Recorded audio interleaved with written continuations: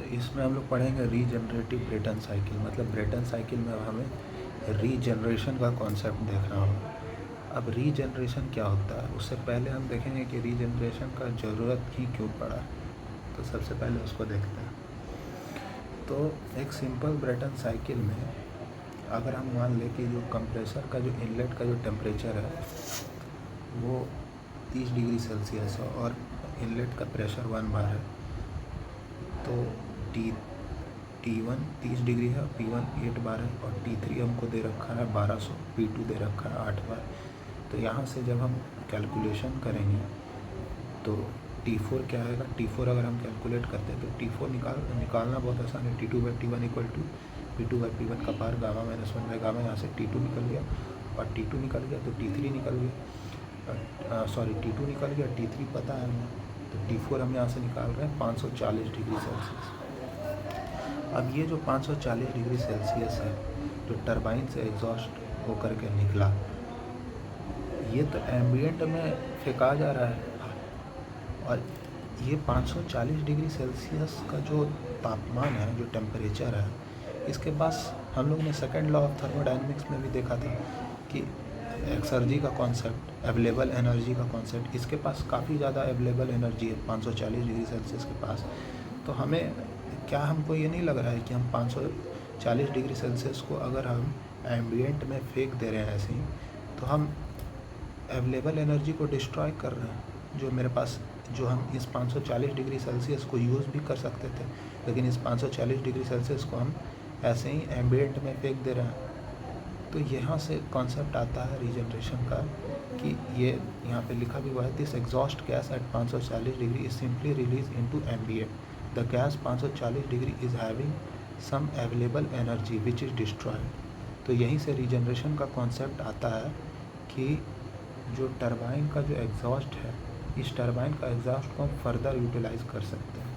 तो इसको रीजनरेट इसका जो 540 डिग्री सेल्सियस का जो टेम्परेचर है, इसे हम यूज़ करके अगर हम कुछ कर पाएँ तो उसे हम इस अवेलेबल एनर्जी को जो डिस्ट्रॉय होने से हम बचा रहे हैं। मतलब इसके पास पोटेंशियल है, 540 डिग्री सेल्सियस के पास कुछ पोटेंशियल है कुछ करने का, लेकिन हम इसे ऐसे ही फेंक दे रहे हैं। तो इसे हम कहीं यूज़ कर लेंगे इस साइकिल में।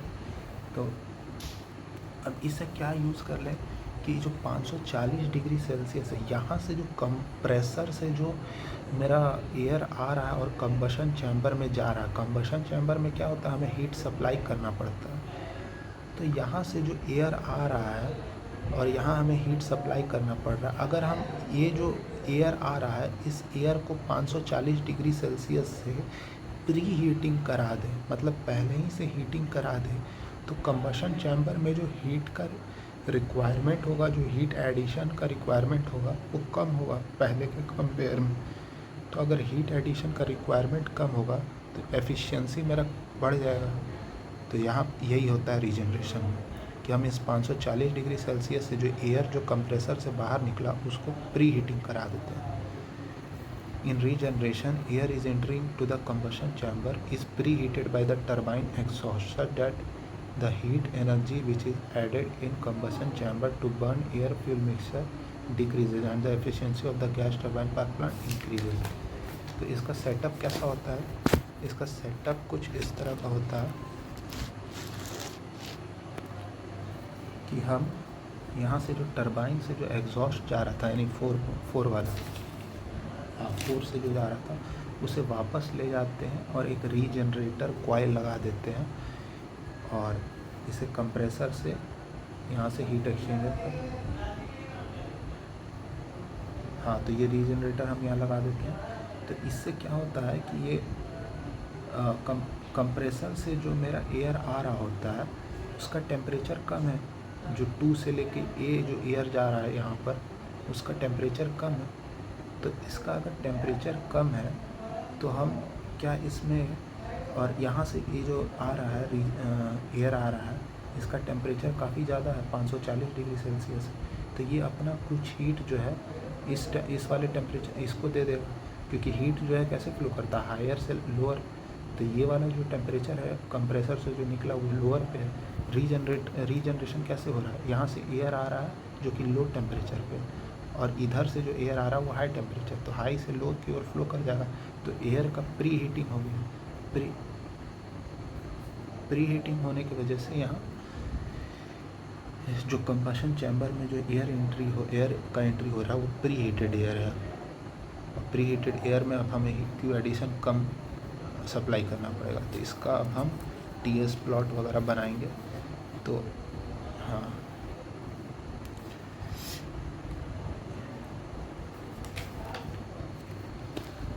ये हमारा TS प्लॉट है।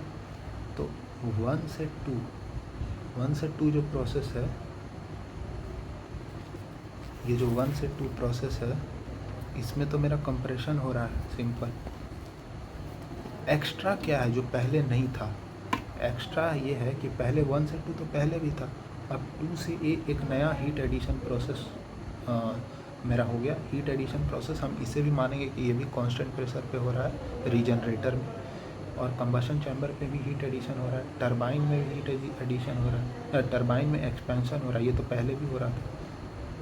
और फिर जब हीट रिजेक्शन हो रहा है तो हीट रिजेक्शन भी पहले एक हीट एक्सचेंजर के थ्रू होता था, अब यहाँ पर भी ये रीजनरेटर के थ्रू भी हीट रिजेक्शन हो रहा है। तो हीट एडिशन मेरा दो बार हो रहा है, एक बार 2 से लेके A और एक बार A से लेके 3, और हीट रिजेक्शन भी मेरा एक बार 4 से लेके B हो रहा है, कांस्टेंट प्रेशर पे ही हो रहा है, और B से लेके 1 में।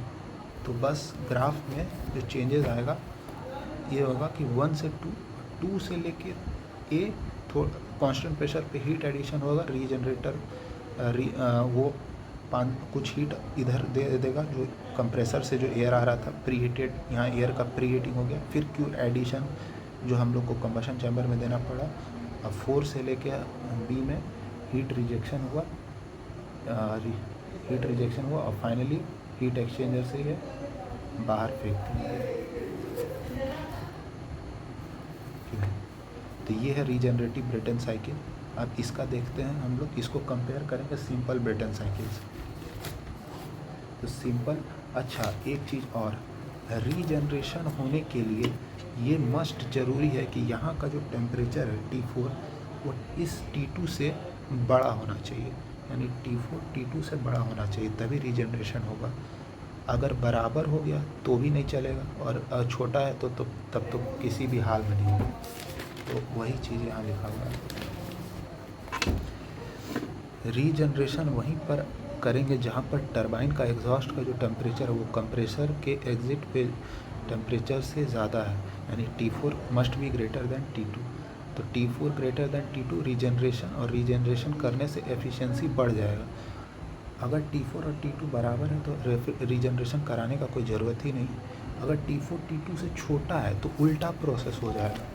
अगर हम रीजनरेशन करा दें T4 अगर T2 से छोटा है तो रीजनरेशन अगर हम करा दें, यहाँ अगर रीजनरेटर लगा दें तो हीट जो है वो लॉस कर जाएगा। मतलब ये टेम्परेचर ज़्यादा है, ये टेम्परेचर कम है, तो हीट लॉस हो जाएगा। मतलब कंबशन चैम्बर में जो एयर एंट्री ले रहा है वो अब पहले वाले के तुलना में भी कम है। मतलब अब प्री हीटिंग के बजाय प्री कूलिंग हो जाएगा, तो अब हीट और ज़्यादा ऐड करना पड़ेगा, तो इससे एफिशिएंसी और घट जाएगा।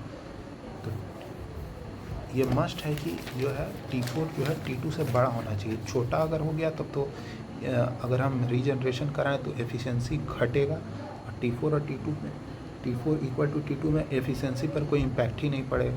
तो यहाँ पे रीजनरेशन का कोई ज़रूरत ही नहीं है। यहाँ रीजनरेशन अगर करते हैं तो एफिशिएंसी को घटाता है, यहाँ करेंगे तो बढ़ाएगा। तो T4 रीजनरेशन करने के लिए जो मस्ट कंडीशन है वो T4 T2 से बड़ा होना चाहिए। अब कंपेयर करते हैं हम लोग simple Brayton cycle versus regenerative. तो टरबाइन वर्क में कोई चेंजेस नहीं आया, ना कंप्रेसर वर्क में चेंजेस आया। वर्क जो हीट एडिशन बढ़ गया और हीट रिजेक्शन बढ़ गया। तो एफिशिएंसी क्या होता है W net by Q addition. अब W नेट तो सेम है, Q एडिशन घट गया जिसके कारण एफिशिएंसी बढ़ गया रीजनरेटिव ब्रेटन साइकिल।